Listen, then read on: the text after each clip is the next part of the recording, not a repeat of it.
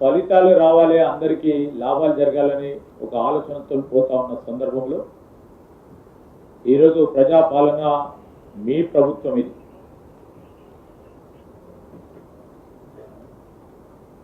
మీ ప్రభుత్వానికి సంబంధించి నమ్మకంతో ఉండండి. కార్మిక సోదరులు మీ కుటుంబాలకు అన్యాయం చేయకండి. క్షణిక ఆవేశంతో కొత్త సమస్యలు వస్తూ ఉంటాయి. అప్పుడప్పుడు కొన్ని ప్రేరేపిత శక్తుల ఒత్తిడికి బలి కావద్దని మేము విజ్ఞప్తి చేస్తూ ఉన్నాం. మా ప్రభుత్వం చిత్తశుద్ధితో మీ సమస్యలను పరిష్కారం చేయడానికి దృష్టి సారించి మరి వెంటనే చర్చలకు ముందుకు రావాలని మేము వారికి విజ్ఞప్తి చేస్తూ ఉన్నాం. కార్మిక సోదరులందరూ కూడా మేము కోరుతా ఉన్నాం, నిబ్బరంగా ఉండండి. సమస్యలు పరిష్కారం చేయడానికి ప్రజాస్వామ్య యుద్ధంలో తప్పకుండా ముందుకు తీసుకెళ్లే ఒక కార్యాచరణ తీసుకుంటాం. కార్మిక సోదరులకు సంబంధించిన వారి నాయకులతో కూడా ఇప్పటివరకే సంబంధిత ట్రాన్స్పోర్ట్ మినిస్టర్ గారు, సహచరులు పొన్నం ప్రభాకర్ గారు కానీ, అదేవిధంగా ప్రభుత్వం కూడా అధికారుల బృందంతో చర్చలు మొదటగా జరపడం జరిగింది. రేపు కూడా మా కార్మికుల మిత్రులతో తప్పకుండా డిప్యూటీ సీఎం గారు వారి ఆధ్వర్యంలో వారిని కూడా అందరినీ కూడా పిలిచి మాట్లాడతాం. మీరందరూ కూడా మీ సమస్యలను మరొకసారి దృష్టికి తీసుకొచ్చే క్రమంలో పూర్తి స్థాయిలో సమస్యలను పరిష్కారం చేయడానికి మా ప్రభుత్వం ముందుకు ఉంటుంది. మీ అందరి విజ్ఞప్తి చేయడానికే మేము అందరం కూడా వచ్చాం. క్షణిక ఆవేశంతో ప్రాణాలు తీసుకునే ఒక ప్రయత్నం చేయకండి. తద్వారా ఈరోజు రాష్ట్రానికి మీరందరూ కూడా కావాల్సిన వాళ్ళు, మా ప్రభుత్వానికి కూడా మీరందరూ కావాల్సిన వాళ్ళు. దానికి తోడు మీ కుటుంబాలకు కూడా ఒక అండగా ఉండే మీరందరూ కూడా ఇలాంటి చర్యలకు పాల్పడొద్దని మరి నర్సంపేటలో జరిగిన, లేకుంటే ఇతర ప్రాంతాల్లో ప్రయత్నం చేసిన, వీటన్నిటి విషయంలో ఇలాంటి సందర్భాలు రాకూడదనే మా ప్రయత్నం. అందుకోసమే ఈరోజు క్యాబినెట్లో కూడా క్యాబినెట్కు సంబంధించిన ఎజెండా మొదలు పెట్టకుండానే మొదటగానే ఈ ఎజెండాను సంబంధించిన అనేక అంశాలపై చర్చించడం జరిగింది. చర్చలకు పిలవాలని, పిలిచి సమస్యల పరిష్కారానికి కృషి చేయాలని సంకల్పించడం జరిగింది. కనుక మీరందరూ కూడా సమన్వయంతో ఉండాలని మా కార్మిక సోదరులందరికీ కూడా మనవి చేస్తా ఉన్నాం. పాత్రికేయ మిత్రులకు నమస్కారం. ఈనాడు ఆర్టీసీ కార్మికులకు సంబంధించిన డిమాండ్సే కానీ, న్యాయపరమైన డిమాండ్సే కానీ, ఏ అంశమైనా చర్చల ద్వారా త్రూ డెలిబరేషన్స్, డిస్కషన్స్ ద్వారానే పరిష్కరించుకోవాలి. ఈరోజు మా ప్రభుత్వానికి ఒక కమిట్మెంట్ ఉన్నది. మొట్టమొదట నా సహచర మంత్రి శ్రీధర్బాబు అన్నట్టు క్యాబినెట్ అజెండాను పక్కన పెట్టి మొట్టమొదటి అంశం ఆర్టీసీ ఎంప్లాయీస్ ఇంకో డిమాండ్స్. రేపు పొద్దునే ముఖ్యమంత్రి గారి నేతృత్వంలో వారిని పిలిచి వాళ్ళు డిస్కషన్, చర్చలు. కానీ క్షణిక ఆవేశము, ప్రాణాలు త్యాగం చేయడము, త్యాగం కాకుండా క్షణిక ఆవేశం ఇది. దీంతో తీవ్రంగా ఆ కుటుంబం నష్టపోతుంది. ఎక్కడ ఇలాంటి సంఘటనలు జరగకూడదు, దాన్ని ప్రోత్సహించకూడదు. మా RTC employees toti. The entire cabinet appeals to the RTC employees. You are part of the family. మన సమస్యలు చిన్నదా పెద్దదా అని పక్కకు పెడితే ప్రతిదానికి ఒక పరిష్కారం ఉన్నది. ఈరోజు జరిగిన సంఘటన, ఆ సంఘటన మీద ఇమీడియట్లీ ప్రభుత్వం స్పందించడము, ఈరోజు ఆ ఆర్టీసీ ఎంప్లాయీని హైదరాబాద్కు తీసుకొస్తున్నారు. అపోలో కంచన్బాగ్లో బర్న్స్ వార్డ్ని అక్కడ అన్ని ఏర్పాట్లు చేశాము. ప్రత్యేకంగా హెల్త్ డిపార్ట్మెంట్ సంబంధించి అడిషనల్ డైరెక్టర్ అక్కడ బాధ్యతలకు అప్పచెప్పాము. కానీ ఓవరాల్గా ఏదున్నా ఇలాంటి అంశాలను ప్రోత్సహించకూడదు. మనకున్న భావోద్వేగాలతోటి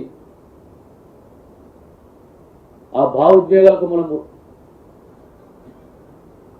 లోను కాకూడదు.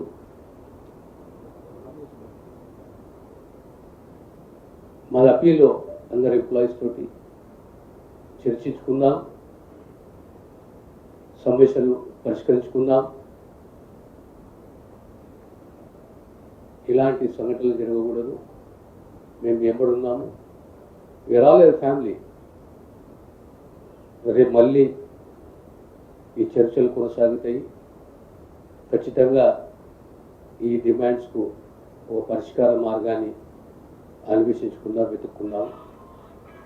కనుక ఆర్టీసీ ఎంప్లాయీస్ తోటి, ఎంప్లాయీస్ కార్మిక సోదరులతో అప్పీలు, భావోద్వేగాలకు గురి కాకండి, క్షణిక ఆవేశానికి గురి కాకండి. మేము ఎంబడున్నాము. We are large family. కూర్చొని చర్చించుకుందాం, పరిష్కరించుకుందాం.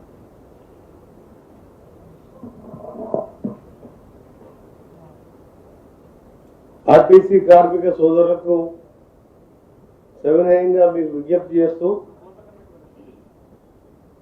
మీరెవరు కూడా ఆత్మ బలిదానాలకు కానీ ఇంకా సమ్మెని ఉధృతం చేయాలనే ఆలోచనతో ఇవన్నీ వరకు కూడా చేయొద్దని మీకు మినిస్టర్గా, సీనియర్ మినిస్టర్స్గా ముఖ్యమంత్రి గారు ఆదేశం మేరకు ఇప్పుడే క్యాబినెట్లో చర్చించి, మీకు తెలుసు తెలంగాణ ఏ విధంగా ఆత్మ బలిదానం సాధించుకున్నామో, ఆ తర్వాత ఏం జరిగినామో విధ్వంసాలు. ఆ తర్వాత తెలంగాణ వచ్చిన తర్వాత ఇదే ఆర్టీసీ కార్మికులు 58 రోజులు సమ్మె చేసి 36 మంది చనిపోతే, ఖమ్మంలో శ్రీనివాసరెడ్డిని మొదలుపెట్టుకుని 36 మంది చనిపోయినా అప్పటి ప్రభుత్వం చెల్లించండి. కానీ ఈరోజు నిన్న సమ్మె మొదలైంది. నిన్న సాయంత్రమే బట్టి డిప్యూటీ సీఎం గారు ఛాంబర్లు, పొన్నం గారు, మేము అందరం మాట్లాడుకొని ఎండి నాగిరెడ్డి గారు ఆఫీసర్, సీఎం గారు మొన్న రాత్రి కూడా డిస్కస్ చేసి సమ్మెను కావద్దని మేము ప్రయత్నం చేస్తున్నాం. దయచేసి మీ అందరికీ విజ్ఞప్తి చేస్తున్నాం, ఇది ప్రజా ప్రభుత్వం, ప్రజల సంక్షేమమే ధ్యేయంగా పనిచేస్తున్న ప్రభుత్వంలో ఇలాంటి ఆత్మహత్యలు మంచిది కాదని మీ అందరికీ కూడా దయచేసి మీ ఫ్యామిలీని ఒకసారి గుర్తు చేసుకోండి. ఇవాళ ఆ రోజు శ్రీనివాసరెడ్డి గారు వెల్ సెటిల్డ్ ఫ్యామిలీకి వెళ్తున్నారు. 2 పిల్లలు ఆర్మీలో పనిచేస్తున్నారు. కానీ ఆయన మొండి వైఖరితోనే ఆ రోజు 36 మంది చనిపోయింది. కానీ మా ప్రభుత్వం ఆ విధంగా కాదు. ఎన్ని కష్టాలున్నా, ఆర్థికంగా ఎన్ని ఇబ్బందులున్నా 10,000 కోట్ల పైన ఇవాళ ఆర్టీసీకి చెల్లించి 270 కోట్ల మంది ఇవాళ అక్క చెల్లెలని గుడికి పోయినా, బడికి పోయినా, పెళ్లి మ్యారేజ్ పోయినా ఉచిత ప్రయాణం మహాలక్ష్మి పథకం ద్వారా ఇస్తూ ఇలా ఆర్టీసీ సంస్థని బలోపేతం చేస్తూ, ఉల్టా మహిళా సంఘాలకు బస్సులు ఇచ్చుకుంటూ వారిని కూడా చేస్తూ ఇన్ని కార్యక్రమాలు చేస్తున్నాం. అందుకని మీకు దయచేసి మళ్ళీ విజ్ఞప్తి చేస్తున్నాం, తప్పకుండా ఈ ప్రభుత్వం మీ సమస్యలపై సానుకూలంగా మినిస్టర్ గారు స్ట్రైక్ నోటీస్ ఇచ్చినప్పటికీ మాట్లాడుతున్నారు. వివిధ కారణాలతో ఇవన్నీ కూడా ఆలస్యం అవుతుంది. మీరు ఎవరు కూడా ఎలాంటి చేయొద్దు. ఆ మన శంకరాయ గౌడని, ఆ నర్సంపేటకి చెందిన సోదరుడు కూడా కోలుకోవాలని ఆశిస్తూ, నల్గొండలో కూడా ఎంకర్ అనే కార్మికుడు ట్రై చేసింది కానీ మంచిగా ఆరోగ్యంగా ఉన్నాడు, అతనికి ఎలాంటి గాయాలు కాలేదు. మళ్ళీ విజ్ఞప్తి చేస్తున్నాం, మీకు ఎవరు కూడా ఇలాంటి చేయొద్దు. మనం లోకంలో ఏది పోయినా తీసుకురావచ్చు తప్ప ప్రాణం పోతే భగవంతుడు కూడా తీసుకురాలేడు. మేమున్నాం. ఆ ముఖ్యమంత్రి గారు, మంత్రులు, మేమందరం కూడా ప్రభుత్వం మీ ఎమ్మడి ఉంటుంది. మీ సమస్య మీద సానుకూలంగా స్పందిస్తాం. దయచేసి మీరందరూ కూడా ఇలాంటి మీరు కొందరు రెచ్చగొట్టే వాళ్ళు ఉంటారు రాజకీయ లబ్ధి కోసం, వాళ్ళ మాటలు నమ్మకుండా అందరూ కూడా శాంతంగా ఉండండి. త్వరలో ఉండే సమస్యకు పరిష్కారం చూపిస్తాం.